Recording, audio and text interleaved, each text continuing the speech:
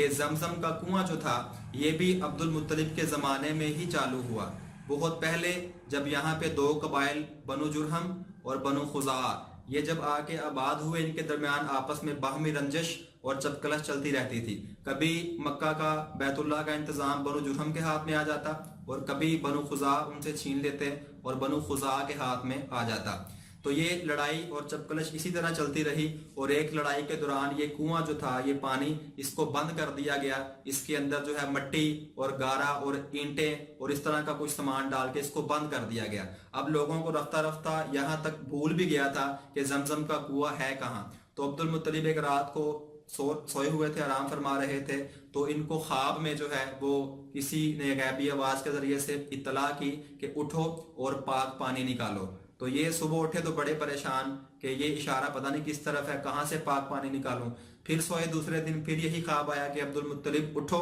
اور پاک پانی نکالو۔ یہ پھر بہت پریشان ہوئے، تیسری رات کو پھر یہی خواب آیا۔ تو چوتھے دن جو ہے ایک کوہ آیا، تو ان کو خواب میں بتا دیا گیا تھا کہ ایک کوہ آئے گا جہاں پر وہ اپنی چونچ کے ساتھ 3 دفعہ نشان لگائے گا، وہاں سے آپ نے کھدائی شروع کرنی ہے۔ تو وہ کوہ آتا ہے اور وہ اپنی چونچ کے ساتھ وہ نشاندہی کرتا ہے، تو عبد المطلب اپنا ایک بیٹا، اس کا نام تھا حارث،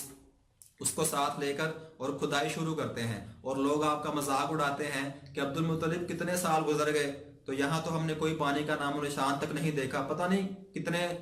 سال پہلے کا وہ کنواں ہوگا اور پتہ نہیں کہاں ہوگا، تو کیوں اپنا وقت برباد کرتا ہے؟ کہا نہیں،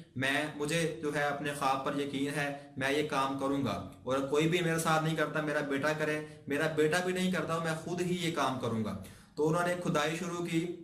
تو سب سے پہلے اندر سے 2 تلواریں نکلیں۔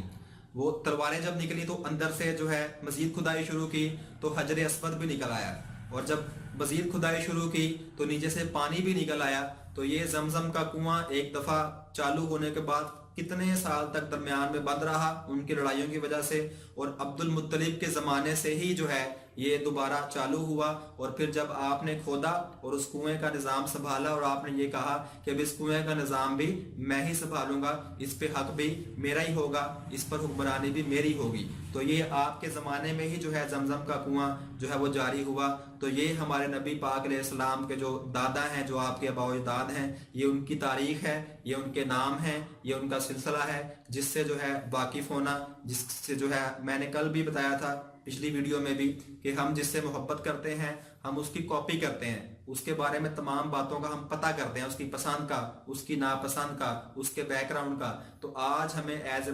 مسلمان ہونے کے ناطے اپنے نبی علیہ السلام کے بیک گراؤنڈ کا، آپ کی ہسٹری کا، آپ کے جو آباء و اجداد ہیں ان کی ہسٹری کا ایز اے مسلم پتہ ہونا چاہیے، تاکہ ہم جب کسی غیر مسلم کو دعوت دیں یا جب ہم اللہ کے نبی کی سیرت مبارکہ کو سٹڈی کریں، جب آپ کی سیرت کو پڑھیں، اس میں جب کہیں پہ نام آ جائے، عبد المطلب آ جائے، ہاشم آ جائے، یا عبد شمس آ جائے، یا عبد مناف آ جائے، یا عبد المطلب آ جائے، تو صرف ہم نام کی حد تک واقف نہ ہوں، بلکہ ہمیں ان کا ساری ہسٹری پتہ ہو کہ یہ ہمارے نبی کی کون سی پیڑھی میں اور کون سے دادا ہیں، اور ان کا مکہ کے اندر اور وہاں کا جو سارا اس وقت صورتحال تھی، جو حالات تھے، ان کے اندر ان کا کیا کردار تھا۔ تو میرے بھائیوں، امید ہے آپ کو ویڈیو پسند آئی ہوگی، اور آپ اس کو انشاءاللہ سنیں گے بھی اور آگے اپنے مسلمان بھائیوں تک پہنچائیں گے بھی انشاءاللہ۔ اللہ ہم سب کو یہ سب کچھ سننے کی بھی، اسٹڈی کرنے کی بھی، اور اس کو آگے پھیلانے کی بھی توفیق عطا فرمائے۔ وما علینا الا البلاغ المبین۔ السلام علیکم ورحمۃ اللہ وبرکاتہ۔